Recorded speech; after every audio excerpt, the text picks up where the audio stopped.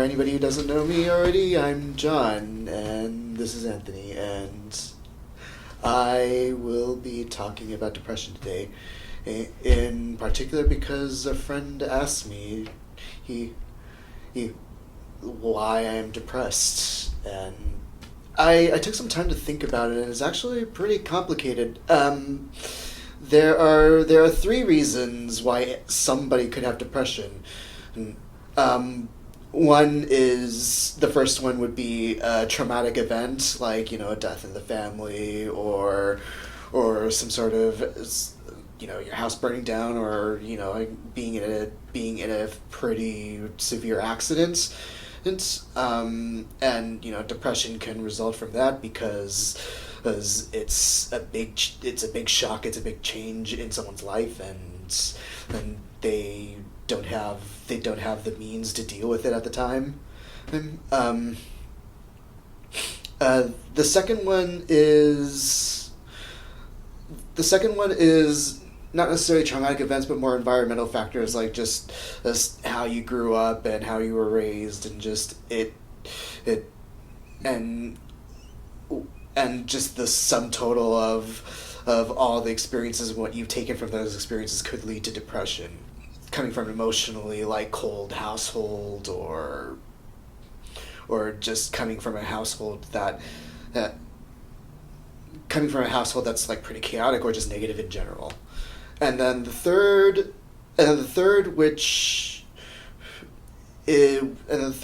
is basically, I think there is a family history or genetic component to it, where other people that have this is true for addiction. This is true at least for addiction, that if there are people in the family that have had an addiction, that puts you more at risk, and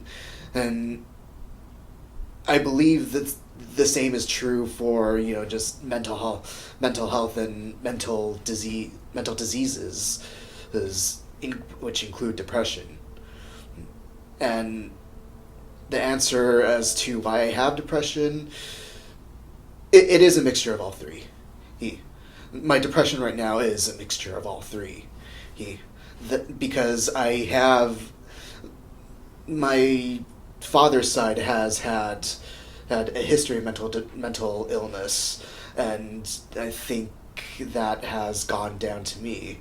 And then second of all, I do come from an emotionally cold household, and I mean, my dad and then my father being an alcoholic, I just came from an alcoholic family, and so it was like cold and chaotic, and yeah, that definitely lends to depression. And then the third, if you asked me 10 years ago, I wouldn't have said the third, but what happened in 2012, I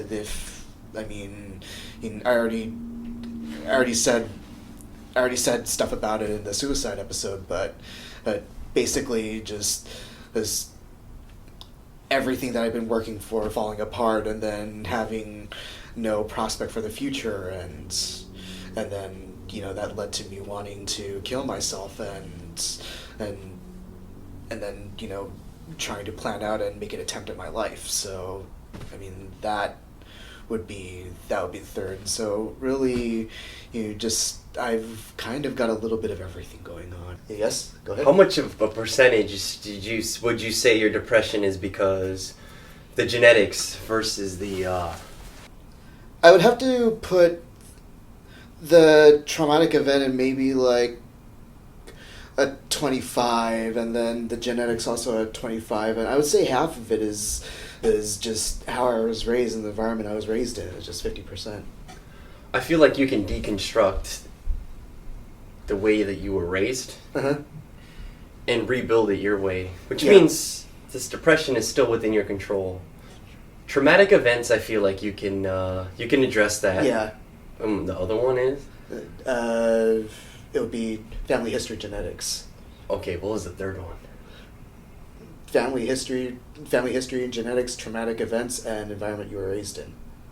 Traumatic events and the environment you were raised in. I think you can get a grip on that yourself. Mm-hmm. You can fix that yourself. The only one that seems more troublesome is the genetic part. Yeah. So when I asked you for the percentages, I just wanted to see how much of this depression you can seek to address on your own without the assistance of medication.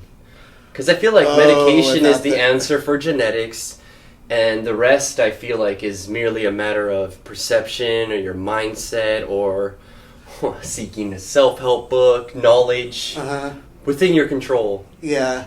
But this whole genetics thing, I have overlooked it entirely. So I'm trying to get a grasp on. I do have family. I mean, I unfortunately do have family history. I mean, unfortunately, it comes from my dad's side, where a few members of my dad's on my dad's side of the family, he did also have mental illnesses. I mean, it was during a time and a place where mental health was treatment for mental health was almost non-existent. So, I cannot say for sure what exactly they had, but unfortunately they had something. I can only speak for my dad. In terms of my mental health, because he's the only one that I know of that had something. I do believe that I do believe that he had some amount of depression, but he was treating it in an unhealthy manner, with alcohol and cigarettes and that stuff. And also because of that, I have to be careful because I do have because he also had an addiction. I also have an addictive personality as well. I can easily he end up negatively affecting my life with it. Have you had anything traumatic happen to you? That would be how my stint at graduate school ended. I was failing. I was dropping out, and at the same time, my dad was dying, and so. Is he gone now? Yeah, he's gone now. Okay. That period lasted at least a few months. Yeah. Maybe even up to a year or two. I'm not sure, but it definitely got really bad within the last few months. And how long ago has that been? That was 7 years ago now. 7 years ago? Yeah. How have you changed from that time till now? What's different? Well, at least I now am able to imagine a future where, I'm at least somewhat happy.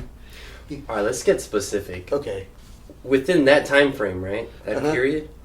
How did you get out of it specifically? It was. We just say that it was your lowest point, yeah. Yeah. How did I get out of it? Well, it wasn't easy. I'd say it took years to get out of it. It took a lot of therapy and just kind of like deconstructing everything and just what went on, and it took me even years just to be able to talk about what happened there. Okay, therapy. So therapy, yeah. What kind of things were they telling you? That, like, one thing that they told me was the language that someone uses is to describe an event is pretty powerful. Well, and there are a lot of ways to describe something, and the way I've been describing it was just like some catastrophic thing, like it was like a catastrophic tragic end to something. And they told me that it might be an end, but it's not the end of the world. It wasn't like it was the end of the world, like I had been associating with it, first of all. And then... Why do you think that... I think it's common for something bad that happens in someone's life to be translated as the end of the world. Mm-hmm. Why do you think people just mesh all that together?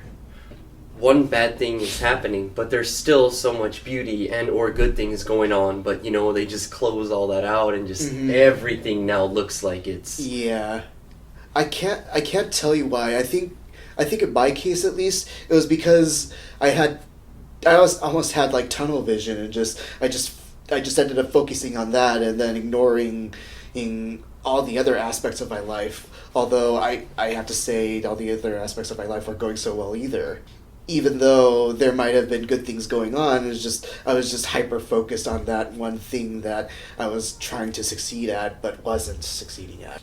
And then yeah, it was just through therapy that I just started to focus on the other parts of myself that I wasn't taking care of, like my emotional side, which I really wasn't taking care of, and then addressing the other aspects of myself that I wasn't really addressing, like I said in a previous episode, my gay parts, or the part of me that was gay, that yeah, and just this how my family and my upbringing had contributed to all of this, and this with everything that had gone on up until my life at that point, it was all I learned that it was almost inevitable that I would not succeed at graduate school because I was not ready. I realized that I did not have the tools to be able to go out on my own and just take care of live on my own and take care of myself on my own, and just yet, even though I thought I was prepared, but I wasn't really. I don't know. I'm gonna go here from there to the gay part. I mean, the gay part definitely played into my depression because, it's only within the last 10 years at most that being gay was accepted. I grew up during my formative years during a time where the majority of people thought being gay was unacceptable, and portrayals in the media and whatnot were not necessarily kind. And so I grew up with a lot of fear and frankly a lot of self-loathing, which plays into my depression. My self-loathing doesn't just come from there; it also comes from family being very critical, and then just comparing me to my more successful cousins. It's like, oh, why aren't you doing this? It's like, oh, your cousin did this such and so did this. It's like, why aren't you doing that? And so this depression thing is a collection.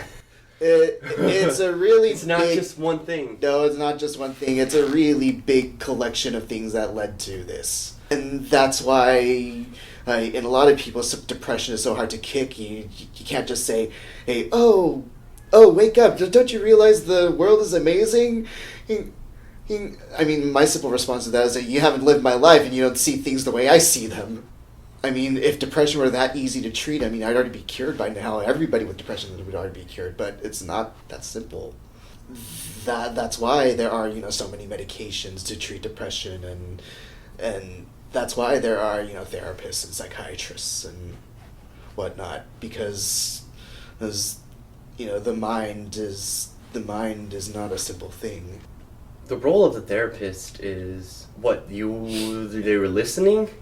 What kind of things did they say or advice? Since they've had training and they're basically smarter than most of the patients that come through the door, their role is to listen and then basically like give advice or give suggestions as to what that condition might be, and just how to think at the very least less negatively and less critically. Just help to get their patients to a more positive, a better state of mind. This is something you never found in friends? I at times have found it in friends, but the reason I go to therapy is because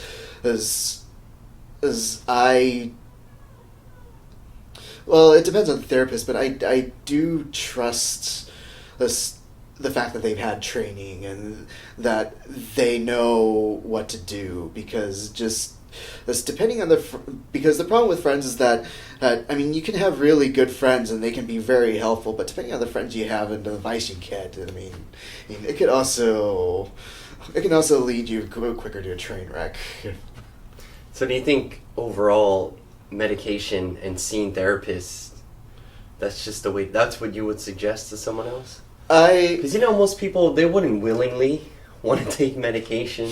No. And especially maybe this person's a little younger, they don't want to spend their time going to a therapist. Yeah. The people that are hesitant to these two options. With medication, actually, I was hesitant to both at first too, but I mean, I would say that your friends, while they want to be helpful, they can only help so much, and just this. The therapist, especially a really good therapist, I mean, there are good and bad therapists, just like there's like good and bad doctors in the medical profession overall. But a really good therapist can help you in ways that most people can't. And then in terms of medication, like that was the last step, but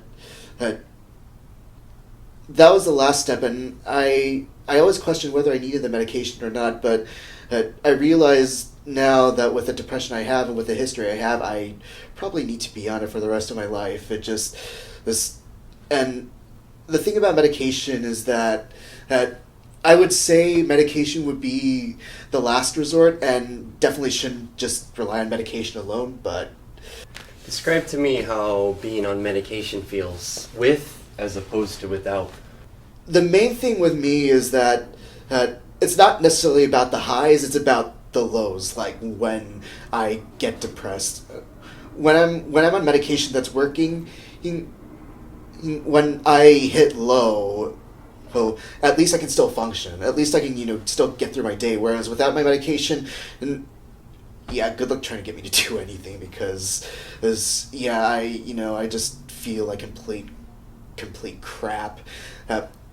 And actually very recently, like I hadn't taken my medication for a little bit, and my body was in strange pain, even though I didn't really do anything that strenuous. Just, everything becomes just slower, and the quality of my sleep goes to crap. I just like wake up every hour. And even if I sleep, the normal 8 hours like you're supposed to, it doesn't feel like I've slept at all. And then my appetite changes. If things get really bad, I guess it depends. Sometimes I overeat. Sometimes I just don't want to eat at all. Well, simply put, it's not mind over matter. You can't just will yourself through it. No. Yeah. In a depressed body, it's like you're fighting your body, and just it's exhausting. It really is exhausting. Here, let's attack things one by one. Okay. And maybe you can tell me where I'm wrong. So, let's see. I'm talking about mindset, right? Uh-huh. And I keep thinking that it's just a matter of how you view things or what you know and all this stuff, right?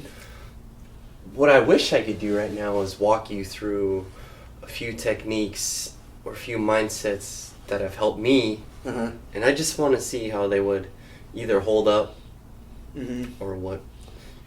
So let's take it back to the traumatic experience, right? Okay.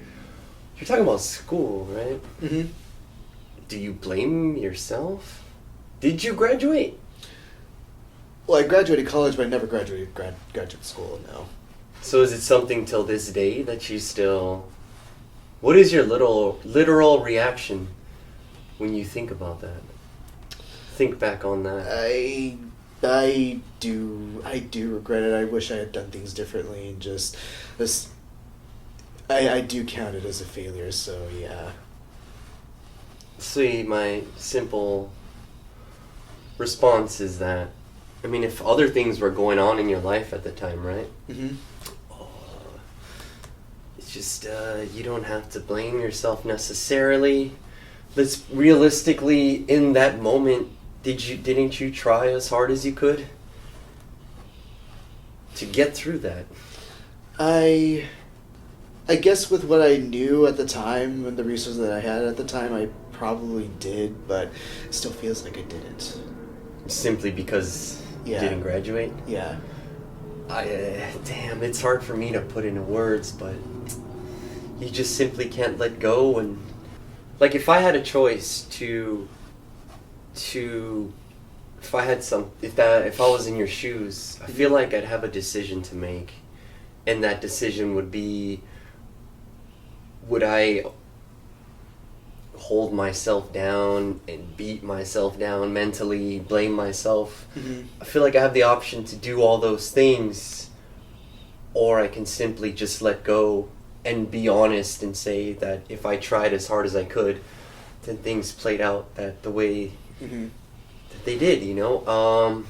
I suppose it's a matter of just simply accepting the way that things played out, and especially concerning the past. Not only is it not so much dead, but it's, you know, it's already had happened, right? So concerning present moment awareness and being present in the now, going back and putting this anchor, it just seems like a bad idea. It seems unhealthy. But I guess the funny part is that knowing, it's the awareness now of knowing that going to that, you know, past experience is a dangerous territory and it's harmful. I feel like you have a responsibility now that you're aware to not go back, or if you're going to go back in time to that moment, to not see things in the way that you see them. Because to me, there's a really big difference from saying that you've tried the best you could and then calling yourself a failure or all these other things, you know? To me, realistically, it's one or the other. No, well, that's wrong too, but you kind of get what I'm saying? I get what you're saying. What's preventing you from just simply accepting things the way that they played out and seeking to, in the present moment, just move on and not have I think it's mainly just the what if, like, what if. Good. I'm glad you said that, because that's such a very dangerous place too. The what if, and for myself, I've learned that is just I have to say dangerous again. It's not that what if reality is just, it's something that I can't stay too long in, and I feel like, yeah, I have this awareness now that, yeah, it's nice to be in there sometimes, but it's just a very dangerous place. So I guess my question to you is, what allows you to remain in that what if territory, knowing that there's harm and danger in there? To this day, I still feel like my life didn't turn out the way maybe I thought it would. That this life I'm living is I mean, would I consider it definitely my ideal life? I would say no. I guess simply put, if you were to shift your mindset again to the present moment and maybe even the future, I think you would be sooner to be on the track or the right track or whatever you see to be ideal, if you were to start focusing on all that stuff, on how to make your life ideal, as opposed to all the things that don't make it ideal. It's simply a matter of focus. But again, this is that tricky area again. If you have the awareness, then why not? That's the bridge I want to... If I have the awareness, then why not? For my mindset, that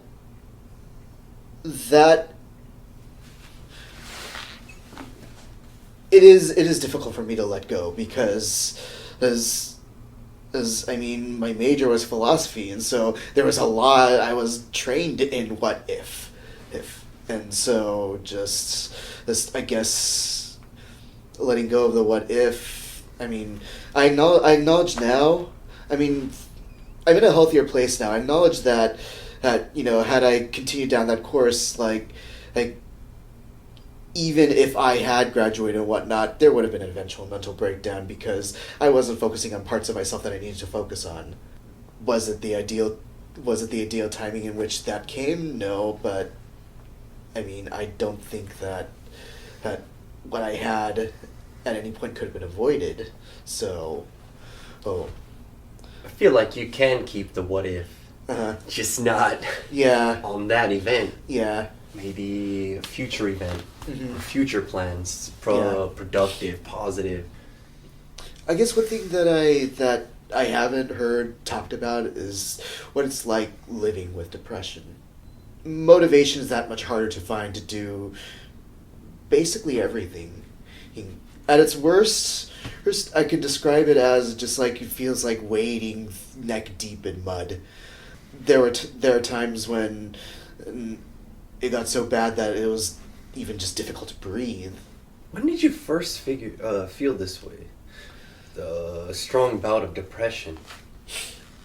It would have to be during my college years, because I didn't necessarily notice this during, my formative years, high school, junior high, elementary school.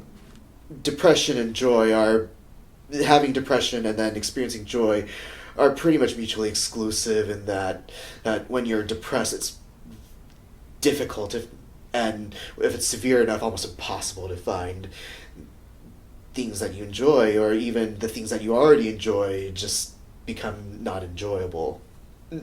Not all depressed people are suicidal, but all suicidal people are depressed to a certain point, and so when someone gets really depressed, like I have at times, it's not that far of a jump to being suicidal. Not every depressed person has made that jump, but that it's a kind of a depressed mind, and a depressed mind, it kind of makes sense. Can you describe to me some of the things you tried to tell yourself to get out of that? I mean, if it was me, I'd say, wow, this is wrong, I know it hurts, but I need to find it. Like, what exactly was the conversation you had with yourself? Or, when you considered the option of seeking a therapist and all that, if it was me, I would have put up a fight as much as I could by myself before I finally submitted and said, this is out of my control, I'm gonna seek help, I think for me, I had to go through the point where I had to go through the suicide, get to the point of where I was actually trying to attempt to suicide, and then getting locked up in a mental institution, and then even then, the recovery from the depression took years. And that recovery just got to the point of just maybe this is not to say that every depressed person is like this. I'm talking just about my depression, but the main thing that went through my mind while I was depressed is that I'm alone, nobody cares about me, and so whatever the main statement is for that is causing the depression, and the answer is to do the exact opposite of it. And for me, that was to seek help and seek friends, and to be able to confirm that yes, there is somebody that cares about me, there is somebody that loves me, and for a lot of people that is family, but for some people it's really a case by case basis. For some people it isn't family because frankly, I hate to say it, but for some people family is the cause of the depression. Back to just everything being like neck deep in mud. It just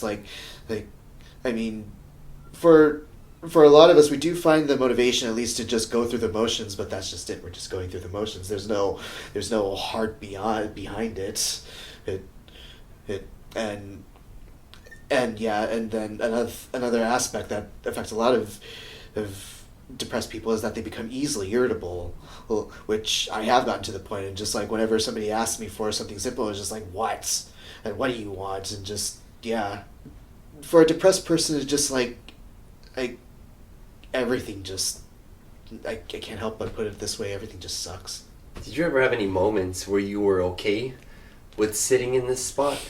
Whereas, like, it felt good to be mean to others, and you felt okay with being alone and hurting, either saying, oh, I deserve this, or this actually feels good. Did you ever enjoy at any point? Because I've been disillusioned for moments where I was like, well, this is who I am, this is what I deserve, this is where I should be, you know? Did you ever have any moments like that? I've certainly had moments of resignation, but did I enjoy those moments? No. I've had moments of resignation where it's like, oh, this is just my life, this is just how it's going to be. I didn't get any joy out of that, though. So you never embraced the demon? No. At any point? No. And said that this actually feels good? No. Yeah, I mean, I do want to be a nice person, and that's why I just like I wish I could take back those moments and just, yeah. And depression is not just a mental thing, it manifests itself physically as well. It manifests itself in the behaviors, and it does have an effect on not just me, but everybody that can, see it or experience the depressed person. So I mean, the one thing I want to emphasize by saying all this is that depression is not just a mental thing. I mean, the source of it may be mental, but the effects of it are definitely not just mental. My 2 cents is simple, dude. After having hit rock bottom myself, surviving all this stuff, learning all the lessons, the way that I view things now concerning depression, or maybe even the past, that can, a past that is not so pleasant, the way I see it now is that it's literally life or death. And you're talking about 2 people with a suicidal history, right? We can literally say that it's life or death. And what I mean by that is going down the dark path of a negative mindset, or touching on a past and using that past to put yourself down, whether willingly or unwillingly. It seems stupid and unfair and wrong if you have the awareness and you don't. If you have the awareness that going down a dark path and you still do it, so what do you say to that? I mean, I know that earlier, you talked about genetics and stuff, and I'm not saying that if you get depressed that I'm saying you're dumb or anything like that. I'm saying for the moments where you are in total control and you were the one that, can direct your thoughts on something dark or negative, that I guess that's what I'm commenting on more so than the physical, genetic part of this depression. I'm saying that if for the parts that you are in control in your thoughts, I mean, even you yourself that's like putting yourself in danger, right? If you start to head down. So I just want to know simply why. You think we don't want to be happy? We want to be happy too. But it's just that, I mean, sometimes we have bad days, and no matter how much we try, we can't force ourselves to be happy. Yeah. Sorry, I didn't mean to generalize all of you. I guess I'm just literally trying to stay focused on the point in which you have control of your thoughts. So maybe the mistake that I feel is being made is when you shift your thoughts and you push yourself in that direction. That's cool if I'm wrong, dude. I could be dead wrong. Are you saying to me that you don't willingly sometimes just put your mindset in the wrong place? No, it's not. Yeah, it's sometimes. It is at times unwillingly. We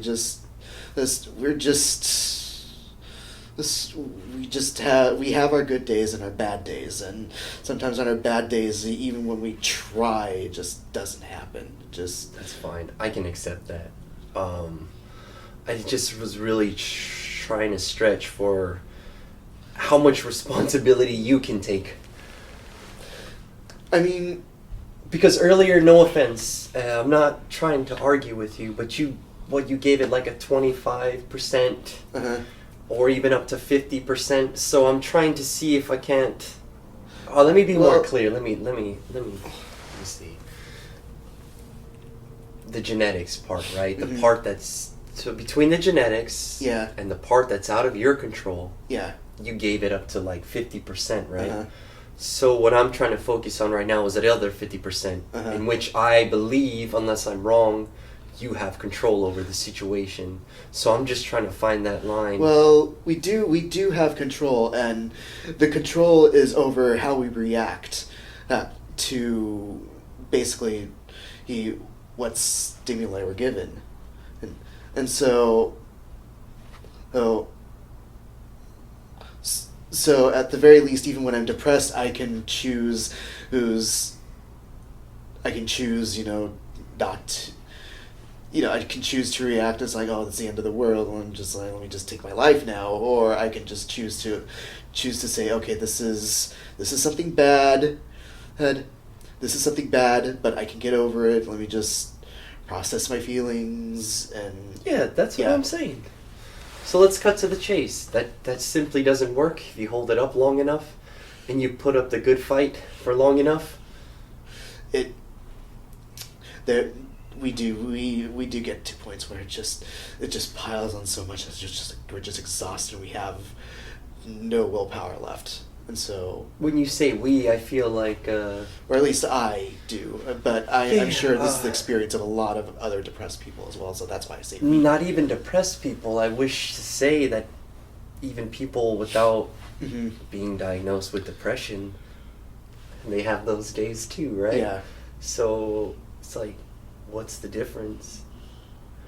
Dude, I know that's a really ignorant statement, but again, I'm trying to figure out again, like, how much you can do on your own.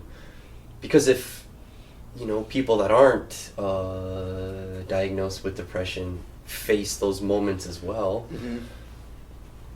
I would like to see if however they get through it, or, I guess I'm trying to show that one can get past those moments, whether they're diagnosed or not. No, so, that much I agree with. They can. And don't you have some of that ability or willpower within you, if it's not even 100%? That's what I'm seeking to try to grasp at. Yeah, we do. I mean, I do. I might just take a little bit longer. Okay. But yeah. Let's cut to the chase. How much responsibility do you think you have? How much control do you think you have in this battle against depression? I would say I have environmental factors and traumas. I have that. Those can be treated, and those can be overcome. And so I think at least I have majority control over, what I do with my depression. I could just let it go uncontrolled and just have it ruin my life and burn what bridges I have, or I could, seek professionals and seek treatment and learn what I can from treatment and live a more healthy life. And I mean, I realize I'm gonna have my bad days, and I'm gonna have days where I'm just gonna be winging it, but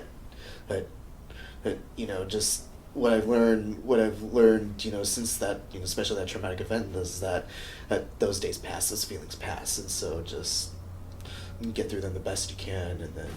That's all I wanted to hear you say, that you have the majority of control. Yeah.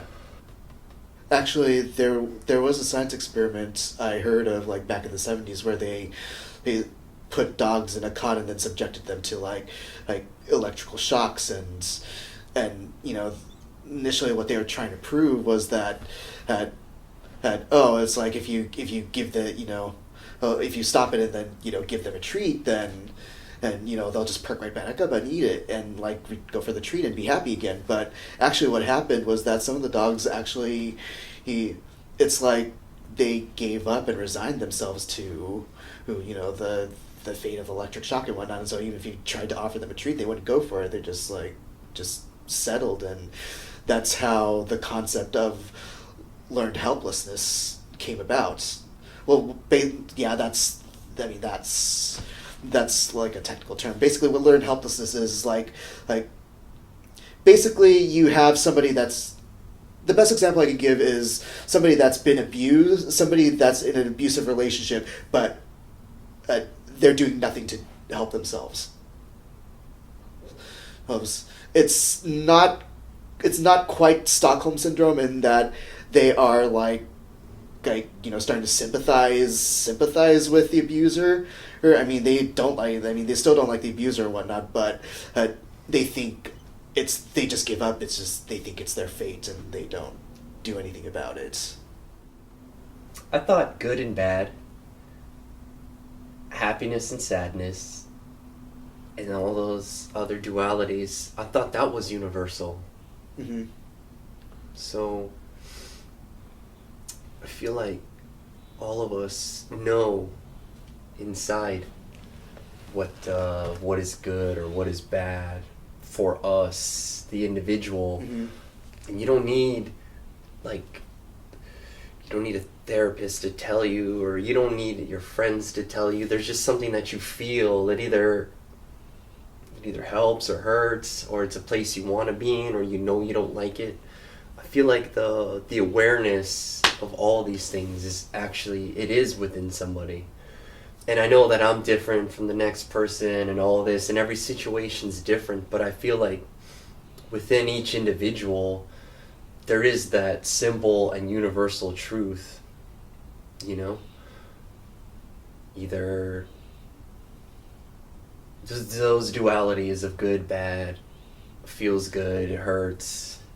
Mm-hmm. And I feel like if they could just maybe tap into that or listen to it a little bit more, either that feeling or that voice or whatever you want to call it inside, that could be used somewhat as a compass to start to head in a more positive direction. I think I will disagree there. Yeah. I do believe that at the very least most people have an internal moral compass of what is right and what is wrong, but for some people, actually a lot of people, the compass can be faulty, and just they need that help to just kind of get things right again.